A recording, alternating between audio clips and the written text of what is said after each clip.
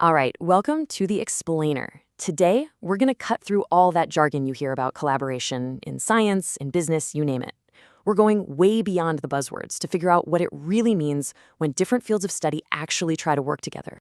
Right? You hear these words thrown around all the time. But let's be honest, they usually get mixed up and used completely wrong. They might sound the same, but they actually describe totally different ways of thinking and working. So, let's really dig in and sort this out.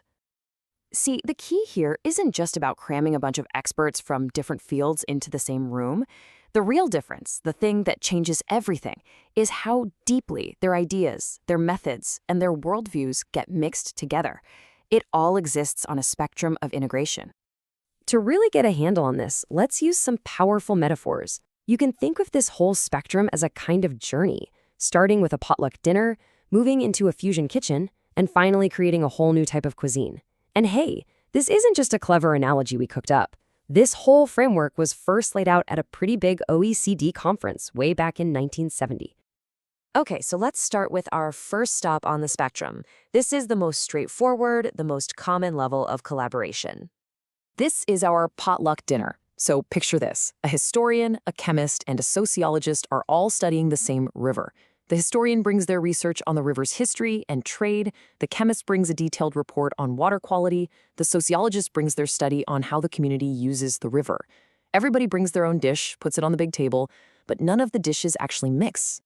So in the end, yeah, you get a much broader view of the river, but the disciplines themselves are just lined up, one after the other. They're all staying in their own lanes. And that's why this approach fails what researchers call the litmus test of integration, because nothing truly new is created from the interaction itself. Now let's move on. This is where things get really exciting. This is where we pass that litmus test, and you start to see some real creative sparks fly. Welcome to the fusion kitchen. We're not just serving up separate dishes side by side anymore. No way. Now we're actively taking ingredients from one tradition, cooking techniques from another, and blending them to create an entirely new flavor. A synthesized understanding that literally could not have existed inside any single field on its own. And this blending, this fusion cooking, can happen in a couple of ways. You can have what's called bridge building. That's where, say, literature and history connect to analyze a novel. The fields work together, but they both stay distinct. Or you can have restructuring, which is way more radical. This is where you actually break off pieces of different fields and assemble them into a brand new coherent whole. And that's how we get hybrid fields like social psychology or bioinformatics. So that brings us to the why. Why do people do this kind of work? Well, there are two main motivations. On one hand, you have instrumental interdisciplinarity. It's super pragmatic. It's all about solving a specific problem, like in biomedicine, where you pull from biology, chemistry, and engineering to create a new drug. But then you have critical interdisciplinarity. This is totally different. The goal here is to challenge and transform the very foundations of knowledge itself. This is the driving force behind fields like women's studies or cultural studies. And the scholar Giles Gunn just nails the power of this critical approach. He says the goal is to dispute and disorder our normal way of thinking. So the point isn't just to answer old questions, it's to question the old answers, to shake up how we organize knowledge. It's designed to be disruptive. Okay, let's head to the final and, frankly, the most ambitious level on our spectrum and see how this all builds up. So, if interdisciplinarity is a fusion kitchen, transdisciplinarity is like inventing a whole new way of thinking about food itself. It's not just about mixing disciplines anymore. It's about creating a common, overarching system of understanding that goes beyond the narrow worldview of any single discipline. But here's the real game changer. The thing that truly sets transdisciplinarity apart is that it smashes down the walls of the university. It actively brings in non-academics, people from the community, policymakers, industry experts, and it treats their real-world experience, their life-world knowledge, as an absolutely essential piece of the puzzle.